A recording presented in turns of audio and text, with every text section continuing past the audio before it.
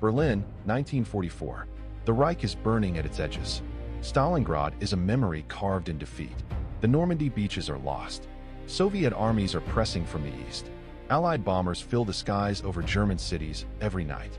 And yet, deep inside a network of secret facilities, in mountain tunnels, forest bunkers, and fortified research centers scattered across occupied Europe, thousands of Germany's brightest minds are working on weapons that defy imagination. Weapons that, their creators believe, will reverse the tide of the war in a single stroke. Weapons the world has never seen. The Nazis called them Wunderwaffen, wonder weapons. The concept was more than military strategy. It was ideology made engineering.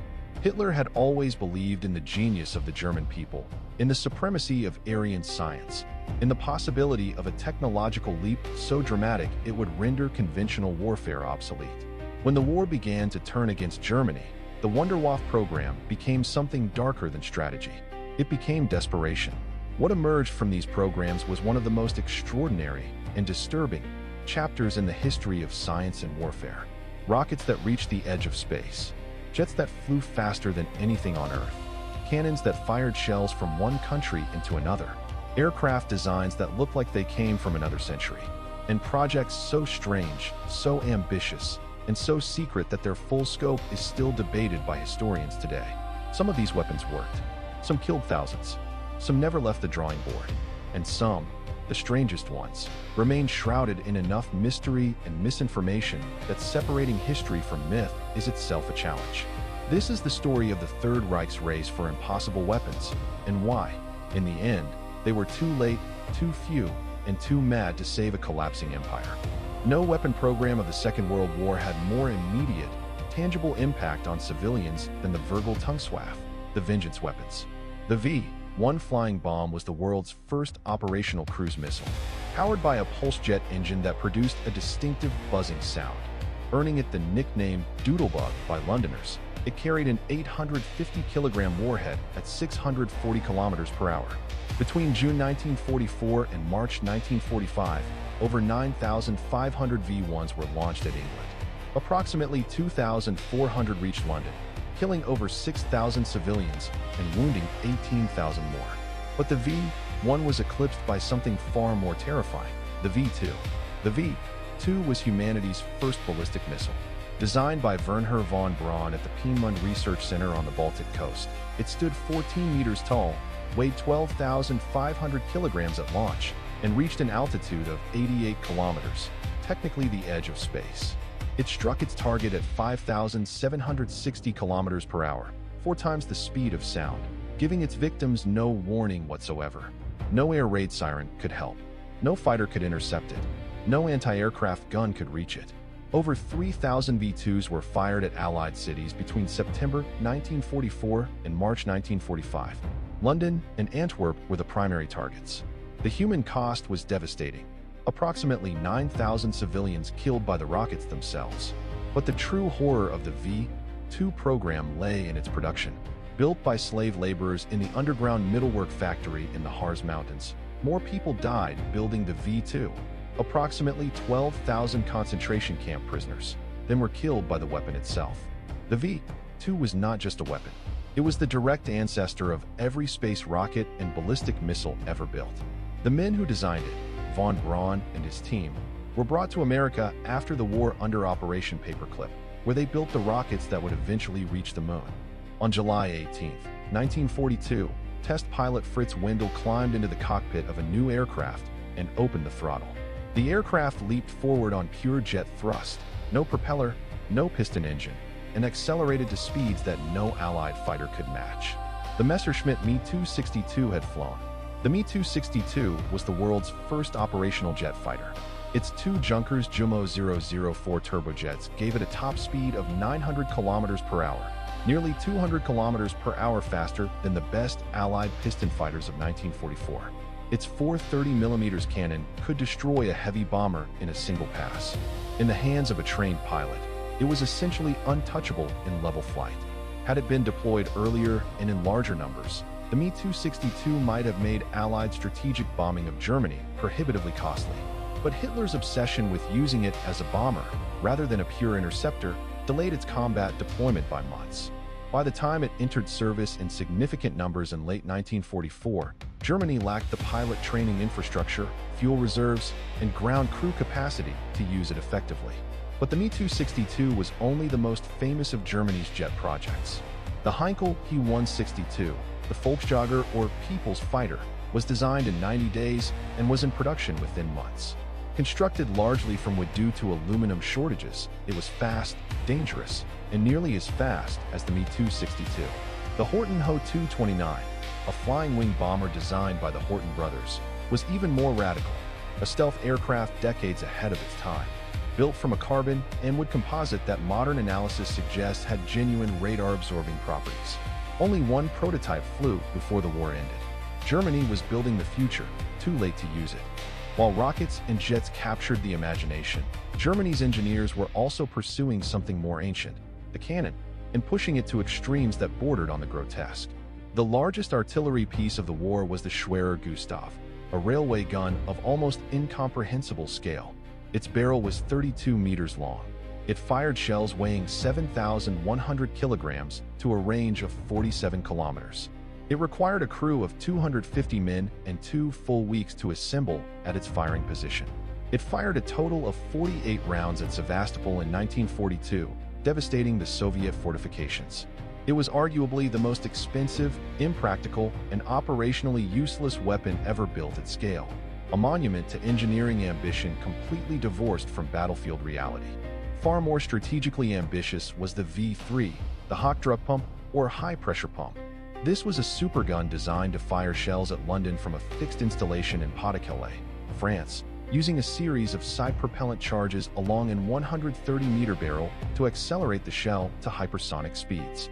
2 installations were built inside reinforced bunkers, Mimoyex and Lampertus. Allied bombing raids destroyed both before they could become operational, denying Germany one of its most technically innovative long-range weapons. The V3 represented a genuine technological breakthrough. The multi-charge gun principle it pioneered would be revisited by weapons engineers for decades afterward. Had it become operational, its rate of fire, an estimated 600 rounds per hour per barrel, would have subjected London to a continuous artillery bombardment no air defense could stop. This is where history and mythology become genuinely difficult to separate. The story of Nazi flying saucers, disc-shaped aircraft supposedly developed by the SS under extreme secrecy, has become one of the most persistent and widely circulated conspiracy theories in modern history. The reality, as with most things in this field, is simultaneously more mundane and more interesting than the myth. Germany did build disc-shaped aircraft, but not UFOs. The Focke-Wulf Triebflugel was a tail-sitter fighter design using rotating wing blades around a central fuselage. The Schriever-Habermold disc, supposedly a circular turbine aircraft, exists primarily in post-war testimonies of dubious reliability. The Vril and Honneview disc craft, beloved of conspiracy theorists, have no credible documentary evidence in German wartime records whatsoever. What is well documented is Germany's serious research into unconventional aircraft configurations. The Lippisch DM-1 delta-wing aircraft prefigured designs used in supersonic jets of the 1950s. The Fokke-Achilles FA-269 was a convertible aircraft with tilting rotors, a direct ancestor of modern tiltrotor aircraft like the V-22 Osprey. The Horten brothers' flying wing was, as mentioned, a genuine stealth design half a century before stealth became a military priority. The Nazi UFO myth flourishes because it contains a kernel of truth. Germany was genuinely producing unconventional aircraft designs that looked alien compared to contemporary technology. But the leap from unusual German aircraft programs to secret flying saucers capable of space flight is a leap made entirely of post-war fabrication, Cold War propaganda, and wishful thinking. The real Nazi wonder weapons were extraordinary enough without the science fiction.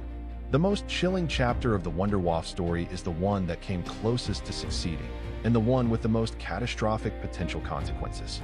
Germany had a nuclear weapons program. It began in 1939, before the American Manhattan Project, with the formation of the Uranverein, the Uranium Club. Werner Heisenberg, arguably the greatest theoretical physicist in Germany, was its scientific leader. The program had access to heavy water from the Norsk hydro plant in occupied Norway. It had uranium ore from Belgian Congo reserves captured at the start of the war. It had the scientific talent to potentially achieve a nuclear chain reaction. It failed. The reasons are still debated. Heisenberg's calculations on critical mass were incorrect by a factor of orders of magnitude, either through genuine error or, as some historians suggest, deliberate sabotage by a man who did not want to give Hitler an atomic bomb. Allied sabotage operations, most famously the Norwegian commando raid on the Vemork heavy water plant in 1943, destroyed critical supplies. Allied bombing disrupted research facilities, but the margin was closer than most people realize. The Norwegian resistance and Allied Special Operations Forces who sabotaged the Vemork plant in the winter of 1943 may have altered the course of history more decisively than any conventional military operation of the war. Had German nuclear research succeeded, had Heisenberg's team achieved a sustained chain reaction in 1943 or 1944, the entire strategic calculus of the war changes. A nuclear-armed Third Reich with V-2 delivery capability is not a fantasy. It is a counterfactual that kept Allied planners awake at night in 1944. May 8, 1945, Germany surrendered. The war in Europe was over. But for the scientists of the Wunderwaffe programs, another war was just beginning. The race between America and the Soviet Union to capture Germany's technological secrets. Operation Paperclip was the American program to recruit former Nazi scientists for work in the United States. Over 1,600 German scientists, engineers, and technicians were brought to America between 1945 and 1959. Wernher von Braun and his entire V-2 team from Piemont became the core of NASA's rocket program. Von Braun personally designed the Saturn V rocket that carried Apollo 11 to the moon in 1969. Without the V-2 program, without the slave labor that built it, the moon landing may not have happened when it did. The Soviets ran their own equivalent program, Operation Osoaviakim, capturing German rocket engineers, jet engine designers, and nuclear physicists. The Soviet ICBM program, which produced the R-7 rocket that launched Sputnik and Yuri Gagarin into space, was built on German V-2 technology and German engineering expertise. The Cold War space race, the defining technological competition of the second half of the 20th century, was, in its origins, a competition between two superpowers to see who could best exploit the science of Nazi Germany. The moral complexity of this legacy is enormous. The practical consequences shaped the modern world. The story of the Wunderwaffe contains a lesson that resonates far beyond 1945. Every wonder weapon Germany deployed came too late, in insufficient numbers, at unsustainable cost. The Me-262 was brilliant, but Germany could not train pilots fast enough or produce fuel consistently enough to use it decisively.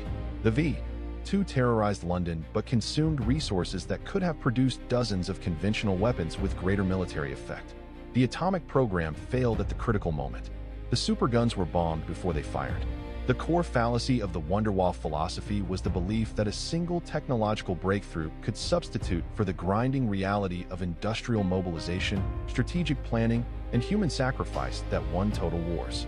Germany's leaders, Hitler above all, repeatedly chose wonder over quantity, spectacle over logistics, the revolutionary single weapon over the dependable mass-produced one. Their enemies made the opposite choice. The T-34, the Sherman, the B-17 bomber, the Liberty ship. None of these were technically superior to their German equivalents. All of them were produced in numbers that overwhelmed any technological advantage Germany could deploy. The Wunderwaffe legacy is not just a history of extraordinary engineering. It is a warning about the seductive danger of believing that technology can substitute for strategy, that one weapon can change what armies, economies, and the weight of nations have already decided. The wonder weapons were real. They were extraordinary, and they failed, not because they were not impressive enough, but because they were asked to do something no weapon can do, save a cause that history had already condemned.